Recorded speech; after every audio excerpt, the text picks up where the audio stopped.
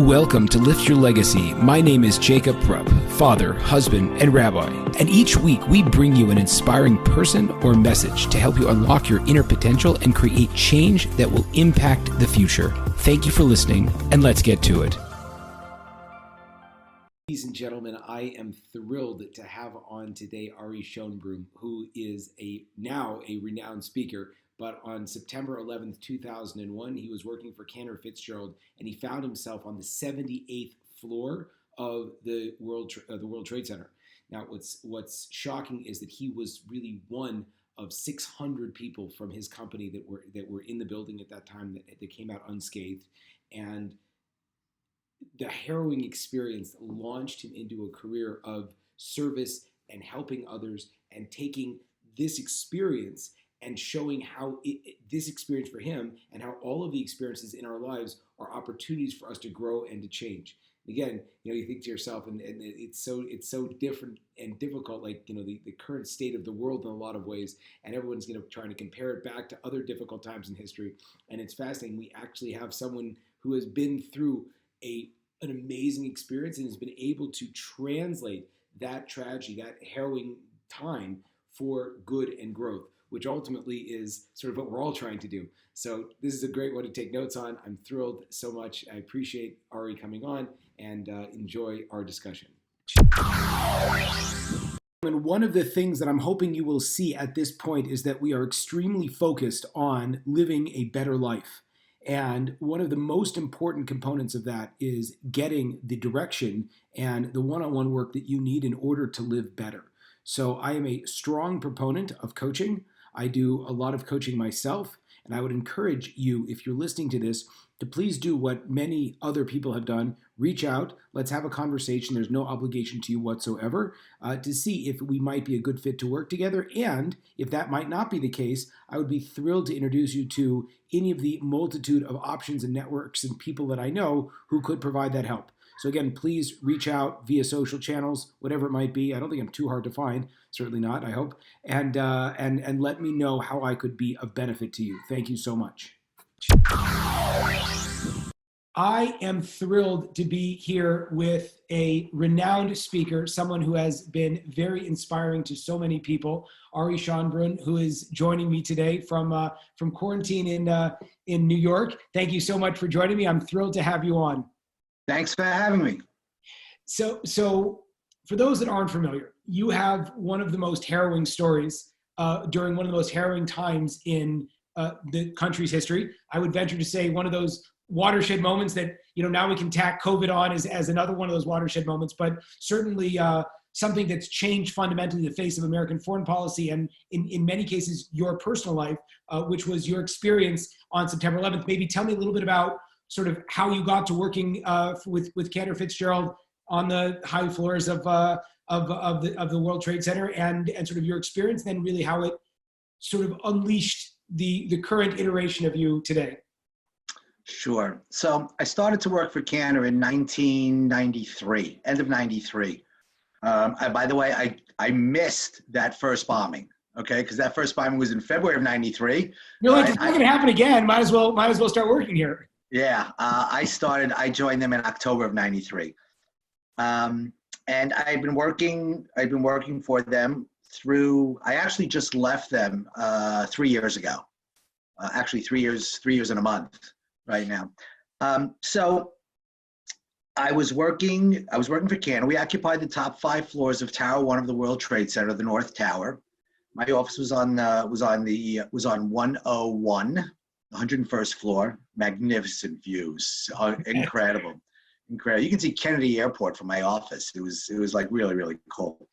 And on that day, it was like 20 to 7 in the morning, and I had my briefcase over my shoulder, I had my cup of coffee in my hands, and I was starting to walk out the door saying goodbye to my wife and kids. And my wife stopped me because I was supposed to do a book order with my son, and I didn't do it. And she said, "You can't leave the house until you do this book order with him." I spent 20 minutes negotiating with him, and I finally left, and it cost me about 40 minutes. I didn't get to the Trade Center until 20 minutes to 9. I was not a happy camper, I'm going to be honest with you. I was really upset with my wife. Of course, when I got home that night, I was loving her all over the place, but that's to be understood. So I got to the Trade Center about 20 to 9, and I got into an elevator. You couldn't take an elevator up to 101. It wasn't an express to 101. You had to take an elevator to 78. 78 was a sky lobby, and you would switch for elevators to get to the upper floors.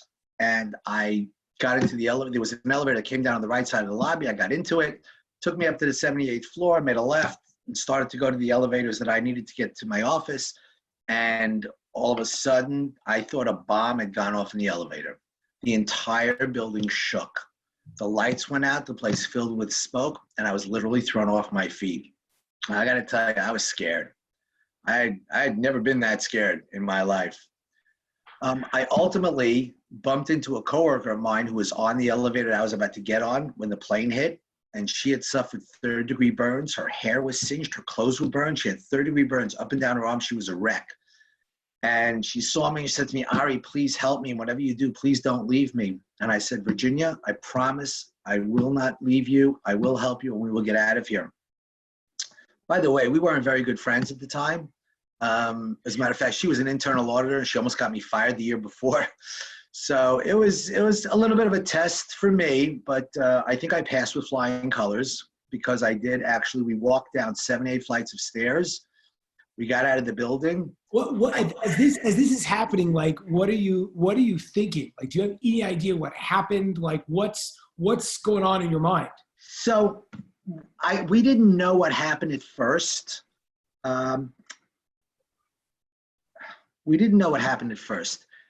As we were, it's a long story. It really is a long story. But as we were walking down the stairs, my cell phone actually rang, which was a miracle in and of itself because there was never any signal in that building. And here I was in the middle of a stairwell in the middle of the building on a day there was no signal anywhere. My phone rang. I picked it up. I went, hello? It was my wife on the other end of the phone. And she was telling me, she was crying, and she was telling me something about a plane going into the building. I had no idea what she was talking about. I said, Joyce, I'm in a stairwell. I'm on the 75th floor. I'm on my way down. Now is not a good time. I said, I'll call you when I get out of the building, and I hung up the phone. Now, the good thing about that was the fact that at least I knew that she knew that I wasn't killed when the plane hit. So that was very comforting. There was not much going on. I mean, we weren't walking very fast, Virginia and I, because of the burns and everything else. But we got down to the 50th floor. She told me she can't go on. And I started to coach her, telling her, no, you can do this. And we kept going on. We ultimately got out of the building. And I'll never forget because I asked the cop, I says, I have a burn victim. What should I do? He says, go across the street in front of the Millennium Hotel. We're setting up a triage center. And he says, there'll be ambulances there. So I took her across the street. Sure enough, an ambulance pulls up and I get her into the ambulance. What was interesting, then I turned around, I saw the building's on fire. And I turned to a guy standing next to me. I said, how did building 2 get on fire? And the guy looks at me like, what, are you kidding me? See, I never heard the second plane. And people look at me like I'm crazy. They said, how's that possible? I mean, it was a roaring, I was so focused on the task at hand. It was my survival, it was Virginia, that I had blocked everything else out. I never heard that second plane. Guy looks at me, says to me, 2 jetliners went into the building. They're calling a terrorist attack. I'm going like, oh my God. I'm really nervous. I'm trying to call my wife. I'm trying to call Virginia's mom to let her know. She gave me the number to let her know that she was okay. I couldn't get signal. They didn't leave, by the way, until they filled the ambulance. I originally said, how come we're not going? They says, oh, we can't leave until we fill the ambulance. They wanted to put at least 6, 7, or 8 people into the ambulance before they took off. Virginia was like writhing in pain. She was just like, I can't do this. Anyway, we finally get to the point where the EMT there says, okay, we can go. We're ready to go. So Virginia turns to me. She says to me, Ari, you're coming with us. Now, I didn't want to get into that ambulance because I didn't know where they were going, look, I was in a place where I knew where I was. If I had to get someplace else from where I was, I would know how to do that, right? Because this is where the thought of getting into the ambulance and going to who knows where didn't excite me. And besides, you know what? Once that ambulance leaves, there's only one place I'm going, and that's back into the building. because I'm looking for my friends, I'm looking at coworkers, I'm looking to help. That's just my nature. So I said, Virginia, you don't need me anymore. I'm going to get a hold of your mom. She'll meet you at the hospital. You're going to be okay. She literally turned to the ambulance driver and says, we're not leaving unless he comes with us. And the ambulance driver looks at me and I look at him and I see in his eyes, he's thinking, buddy, this is not a cab service. And I'm thinking to myself, I don't need a cab. I said, you know what? Maybe for our own psychological well-being, maybe I should go. He says, fine, hop into the front. And I got into the front of the ambulance and we pulled away. We were one of only a few ambulances that actually got away from the scene that day. You know, Virginia thanks me every day for saving her life. And I say, you got it all wrong. Who saved whose life? If she wouldn't have insisted that I get into that ambulance, I would have been standing at the base of that building. When it came down, I'd be dead. No doubt in my mind. But she insisted. And that's why I'm around today. One of the concepts that, I mean, you were one of 4 that survived out of, it's what, it was like 600 people that worked in your building? Or worked? No, there were 900. We employed 960 people on the top 5 floors. Okay. 662 of them were actually in the building that day. Right. 158 were in their offices on the upper floors, and 4 were on their way up, all right, basically on the 78th floor when the plane hit. And 3 of them were so severely burned, they spent months and months in hospitals undergoing surgeries and rehabilitation. And I walked out without a scratch. God was just looking out for me that day. One of the components that I've heard often, as I follow a lot of military personnel, and there's this tremendous survivor's guilt, either on both ends. First of all, like I interviewed a guy who he flies the Thunderbirds and his F-16 crashed, and just the experience of like, how in the world, like, how do I make it out of an airplane and survive? And that's one component. On the other hand, you hear people that, you know, they're one of, you know, there's the idea of making it out of something you shouldn't have made it out of. And the second thing is you made it out and nobody else did, or very few other people did. So it's almost on both ends. There's like this, did you have a sense of like survivor guilt, a sense of like, why me? Like how did that manifest itself for you? Okay, so I think why me and survivor's guilt to me are 2 different things. All right, I will be very, very honest with you. Okay, I do not suffer from survivor's guilt.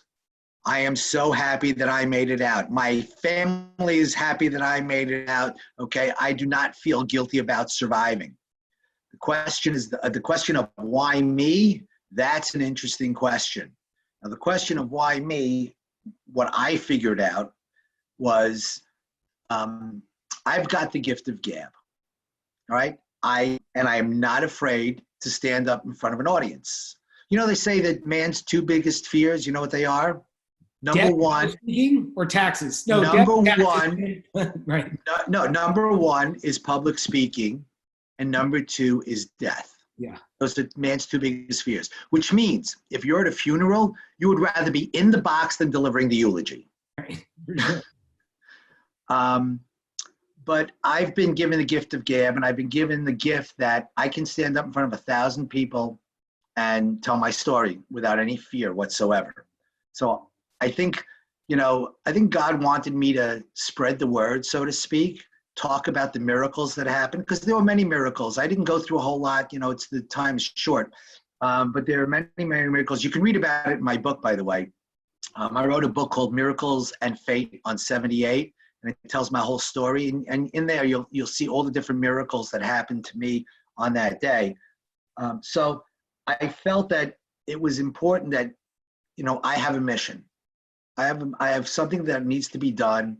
And since I started, my first talk was 6 weeks after the event, believe it or not, when I was invited to speak at a Malava Malka in the neighborhood. And I've been telling my story ever since. And I have been inspiring thousands upon thousands of people. And, you know, that's a big thing. And, you know, I think so. I really believe that I was saved because this needed to be done. That was number 1. Can I just, a couple of things, I'm so sorry to interrupt. A couple of things I just wanted to repeat back that just popped out for me, which were fascinating. First of all, you said that because you quickly saw a mission, you saw a value, you had this sense of yourself that I have these gifts. And then you right away started sharing the experience to inspire other people. Also, you mentioned the fact that you have a family and that you also, I'm assuming this was probably not the first time you thought about God and all these kinds of things. You had a foundation of your faith. So these were all things that let you walk out of the unthinkable. Not only did it break, again, and it's so important because we're in, again, not to overshare, and hopefully people will listen to this for, years and years in the future, but like we're in a place right now where people could break all the time because there's so much uncertainty, and you certainly don't have a tragedy like losing your whole company and September 11th and everything like that. But like people are losing their mind because it says they don't have the family, they don't have the sense of self, and they don't have that sense of their relationship with God. And you had that, and it allowed you right away. You didn't even hesitate to say, no, you own that. It's unbelievable. Is that accurate? Pretty much Okay. so. Keep going. So tell me. So you were about to say a second point, but I probably derailed you. The second point was, my wife and I had 4 children. And after my 4th child was born, the doctor diagnosed my wife with one of those women things, whatever, and they told her she wouldn't be able to have any more kids. And, we discussed and we went like, we're fine. We had 2 boys, 2 girls, nice family. We were fine with it. 2 years after 9/11, which was 8.5 years after my last child was born, my son Yoni came along. And, and I once went to a makubal, right? One of these Kabbalist guys. And this guy was like the real deal. And it was when my wife was pregnant with my 5th child, with Yoni. And, we were scared. We were older and we were nervous. And we went to this makubal to get some advice. And he looks at us and he turns to my wife and he said, "Did you ever lose a child?" And my wife said, in between my 2nd and 3rd, I had an ovarian cyst and they had to take it out. And it turns out I was 6 weeks pregnant and they had to terminate the pregnancy in order to take the cyst out. And he looked at us and he said, "That neshama is what's in you right now. It wasn't ready to come down then. It's ready to come down now. And that's the same neshama." I would have lost my mind. Let me tell you, I had shivers down my spine, because how did he know? That's what I'm saying. This guy was the real deal. So I think that, because Yoni needed to be born, that's why I got out. Wow. So I that perspective also, that you see people have a tendency to fold into themselves, it sounds like. And what you've done is you're essentially saying that you have to assign your existence to something that's bigger than you. And it doesn't have to be like, sacrificing your life on the altar of freedom, so to speak, like someone that would go to war. Even raising one child, even making someone's life better. I mean, you've had the opportunity for thousands of people, but you would, I'm sure, say that even one person that you can say, I'm there to serve them to make their day life experience better, that justifies what I had to go through and me being here. Is that accurate? Without a doubt. I always say when I get up in front of an audience, I say if I can connect with one person, I've done my job. All right? I just need to connect with one. Now, Baruch Hashem, thank God, I connect with a lot of people. Okay? I really do. I get standing ovations every time I speak, which is great. It gives me a lot of, chizuk, gives me a lot of energy. And, it's just something that's really, really important to do. In the world of we see so much that there's, these influencers and that everyone might be saying to themselves, what does it matter? I don't have 100,000, 200,000, 10,000, a million followers. And what you said is seemingly the exact opposite of that, which is it doesn't matter how many followers you have. Go to serve one and everything else on top of that is going to be beneficial. Right, correct. You know, it's interesting because there was a Navy Admiral, William H. McRaven. Yeah, he's great. You know him? Yeah. So, I mean, he basically said, he gave a commencement speech at the University of Texas. Amazing. And you heard that? You heard him? No, tell me, please. Oh, so he basically said there were like 8,000 students that were graduating. And he basically said that there was studies done that each person in their life will meet 10,000 people. They will get to meet 10,000 people. He said, so if you change the life of just one person that you meet, okay, and all 8,000 now change the lives of the 10,000 people they're going to meet, all right, within I think he said within 10 years, I think he said, again, I don't remember the numbers. No, within that generation, within 3 generations, they will have touched 800 million people. So you want to change the world, you know, all you got to do is one person at a time. You know, you do it. It's the multiplying effect. You know, it's basic. It's like I like to say, it's simple math. You know, but it's so true. It's so true, and I think that people are afraid. People are very much afraid. They just, a lot of people like to keep to themselves. They don't want to. I'll tell you a very funny story because I like to make people laugh. I really do. I'm a schmoozer. I like to make people laugh. I'll never forget. I once got onto an elevator. It was a crowded elevator. Now, when you get onto an elevator, what do? You walk in, right? And you turn around, the door closes, and everybody's facing the door, right? Well, I walked into this elevator. I didn't turn around. I stood there. It was a crowded elevator. The doors closed. And right after the doors closed, I went, you're probably all wondering why I called this meeting. Everybody in the elevator laughed, and I guarantee you each one of those people had a good day that day because their day started off good. All right, and that's why I tell people, you know, start your day off good, and the rest of it will be a piece of cake. Look, we live in a tough time now. COVID this is scary. All right, I think to many degrees, it's scarier than 9/11. All right, because we can't fight it. You know, you can fight terrorism. All right, you can fight an enemy that you can see, but we can't see this enemy, right? And it's very difficult. So people are going through a lot of difficult times, and they just don't know how to cope. And that's one of the things that I do in my new mentoring program. All right, I teach people how to cope, especially in this environment. It certainly pertains to, in general, it's much easier when the environment isn't like this. But certainly in this environment that we're currently in, I teach people how to deal with it, and then I give them the strength, and I give them assignments. I tell them what they need to do, and you know, there are many different things that you can do, all right, to stay sane. So, I want, with your permission, I would love to hear. I want to hear a lot about your course. Right before we transition to that, I wanted to ask one thing that I guess you had this unbelievably harrowing experience. And a lot of times people think to themselves, maybe I'm thinking back, you know, like the Jews in the desert in Egypt and kind of always needing that reinforcement. You had this moment that changed your life. It seems to me that you've been able to carry that inspiration with you up until the modern time, whatever it was. It was, you know, years and years and years. What do you attribute?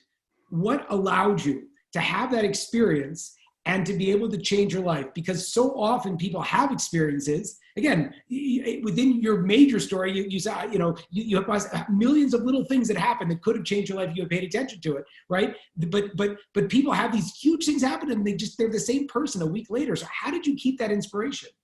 That's right. You're absolutely right. And by the way, that is one of the things that I teach in my course.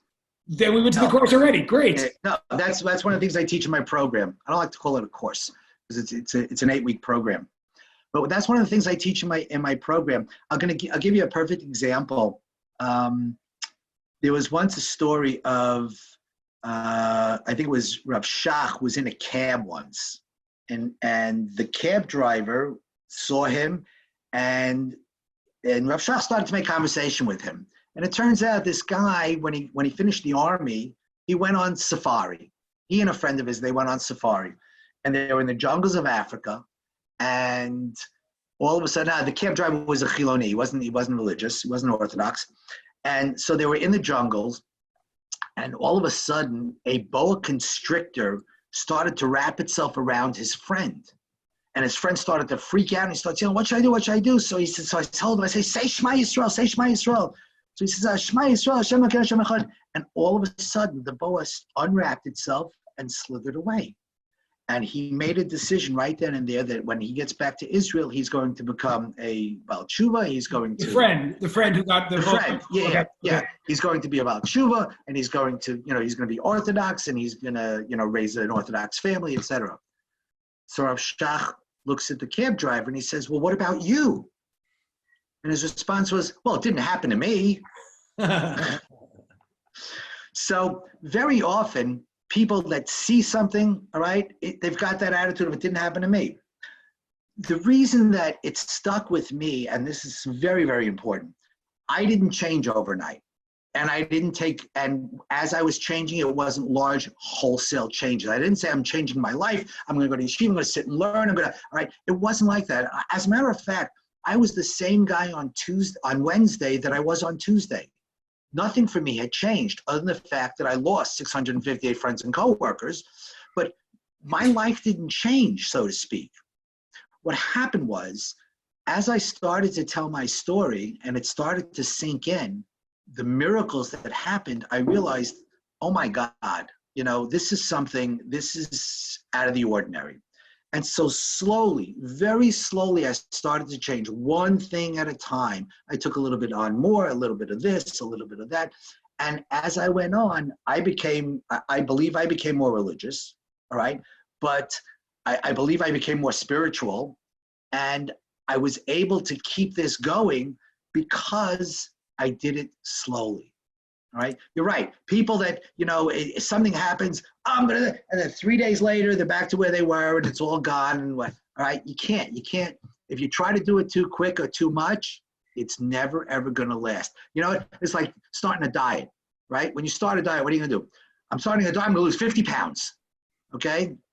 You don't lose anything, all right? You're off the diet in a week, all right? It's all over, all right? The issue is, because it's too big. You can't wrap your arms around it, all right? If you say to yourself, I'm going to lose 2 pounds next week, that's very doable, all right? And then the following week, you say, you know what? I'm going to lose 2 pounds this week, and that's very doable. And within a year, you've lost 100 pounds. I want to just get your feedback on what it makes me emotional. What you said. The power of telling your story, and I think it's twofold. Again, we don't need a September 11th. That was your journey, but oftentimes people look at their life, and I think what's so beautiful about you said a lot of beautiful things. One of the things that I took away from it is by being able to tell your story in a way that's constructive and helps other people. So then you start. It's not really, in a lot of ways, it's not for them because you start to change, and so the way that you've been able to build your personal development was by telling your story, by being unique to who you were, by reflecting on your own life circumstances. And for the average person, again, we're not trying to replicate, these horrific situations again. Would you say that everyone should try to do that? Is that something that everyone has their defining moments and they really have to kind of plug into who they are in order to find that kind of ongoing inspiration? I think everybody does. I really do. I think, we have certain inner strengths that get buried, right? And it gets buried for a myriad of reasons. People putting you down, how often is it that somebody stands up and says, you know what? I've made the decision. I'm going to go into business for myself. I have an idea, all right? And what's the first thing that people do? That'll never work. What are you, crazy? You have a good job. Where are you trying? What are you trying to do? And they knock him down. And then he just goes like, You know what, maybe they're right. Oh, yeah, never mind, forget it. And they get stuck in all right, you've got an inner strength. First, one of the most important things is to surround yourself with positive people. Okay, that's really, and that's not easy either, because I would say 80 to 90% of the world are very, very negative. They're negative people, all right? And it's very, very difficult. But you have to find those people, the like-minded people that want to do better, that want to be better, you know, family standpoint, from a work standpoint, from, you know, a social life standpoint. This is what, I mean, who doesn't want a better life? Everybody wants a better life. And and by the way, when I say better, all right, it's not necessarily financially. It could be professionally, it could be personally, you know, your relationship with your wife, your relationship with your kids. Those aren't monetary things, all right? But yet they're so important in life. These are the things that make you successful. You don't have to be a multi-billionaire to consider yourself successful. You can be successful in so many other ways, right? That it's not all about the money. I talk about that a lot. It's not all about the money, right? It's you, your relationships, and, you know, work-life balance. I mean, all of these things. And then the money usually tends to follow if you're good with yourself and if you're happy in your life, hopefully speaking. And even if it doesn't, you're okay because you built wealth around you. Exactly. Yes, sometimes the money comes, but you know what? I don't want to tell people, oh, do this and the money will come, because you know what? It may not come, but you will be more fulfilled. All right. If you follow, you know, the path that I'm carving out for you, you'll feel more fulfilled. You may not be wealthier in money, all right, but believe me, you know what? I am wealthier. My boss, my ex-boss, my old boss, all right, who's worth I don't know, $3 billion. Okay, I think I'm happier than he is. All right, I think I'm happier than he is, because he's constantly under stress. All right, think about it. He runs a multi-billion-dollar company. It's, you know, the good times, the bad times, all the things that he goes through, the stress that he's constantly under. All right. I mean, I think that I just think I'm happier than he is. All right. I don't have a garage full of, you know, mint cars and, you know, exotic cars and the like. Right? But you know what? I need to get to the supermarket and back. Trust me, my Rogue is fine. No issue there. You know what I'm saying? I don't need all that. So do you, so amazing. So tell me a little bit more. I think also that's so crucial is you're creating a course. I'm creating a program. You're creating a program. Yes. And there are, what I love it on two levels. First of all, the fact that you have such a unique story and you're thinking through, how do I help more people? So you went around and you spoke a lot, but now you're like, we're gonna drill down and we're actually gonna do it kind of interactive. So that's one thing that's absolutely amazing, is that a person has to continually find how do they apply their story to just more and more and more. The second question is, there are so many programs out there. Why do you create a new one? Why is that important? I have a very clear reason for why I'm asking you this, because so many people feel like, well, it's all been done, so like, why should I do something? So tell me why you're doing this, why now, and why it's important for you. So I think that, let's put it this way. There is room in the world for thousands of programs. Oh. There is, okay? And the fact is, and the evidence points it out, why? Because there are thousands of programs, all right? So one more, one less, there's room for everybody.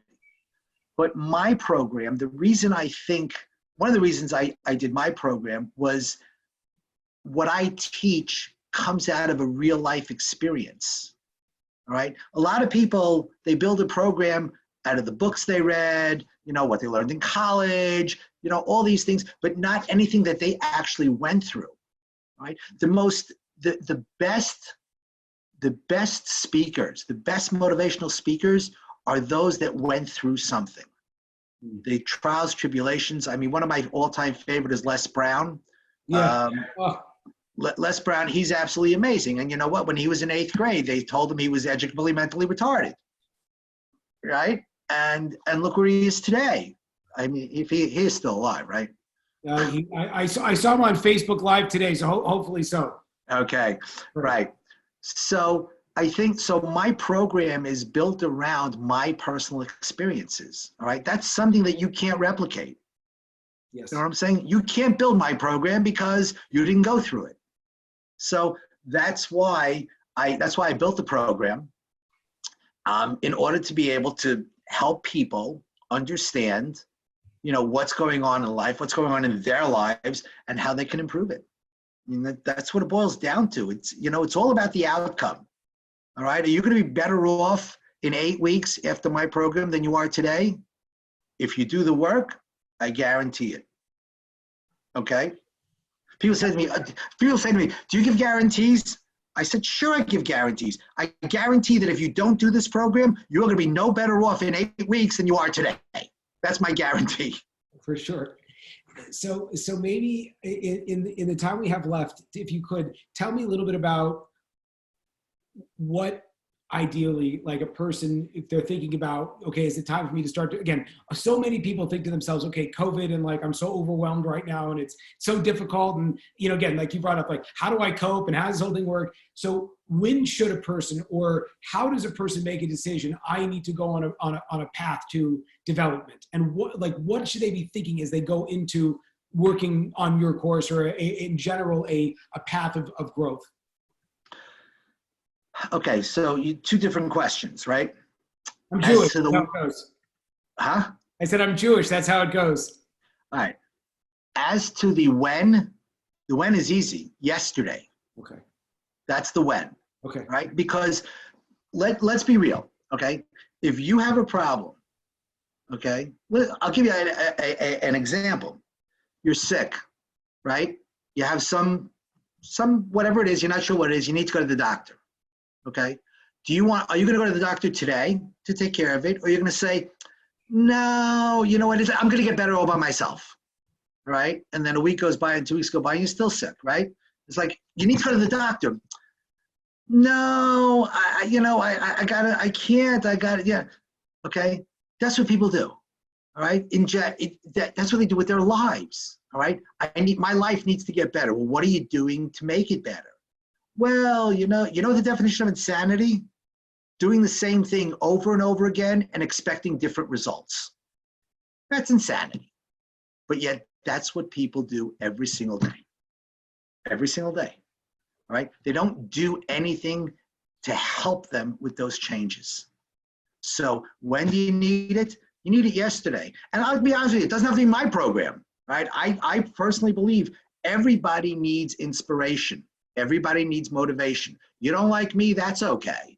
All right. There are plenty of guys out there that you can go to. I mean, I hope you'll come to me because I think I'm really, really good and I can really help you. All right. But if you don't, okay, not a big deal. There are 7 billion people in the world. Okay.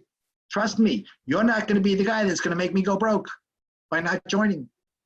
Anyway, so that's that. What was your second question? Second question is, I don't recall, but that was such a good answer. Okay, great. So then maybe tell me a little bit more how people can find out more about you, about your program, next steps. Very easy. If they want to find out about my program, they can just schedule a call with me. All right. And it's very easy to find that. It's www.callwithari.com. Okay.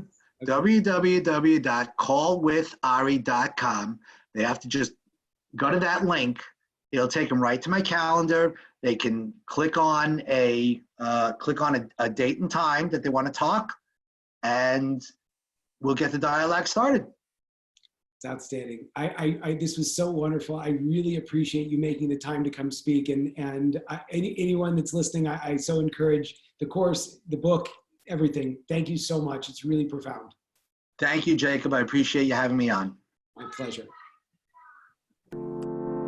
There you have it, folks, another inspiring episode. If you enjoyed this, I ask you to please share this with your friends and to like us over on Rabbi Rupp through Facebook or on YouTube. And the more that we're able to get these important messages out, the more that we can really make an impact in the world. So I encourage you, please, to stay tuned. We have a ton of amazing speakers coming up, and also to tell your friends about it. Thank you very much.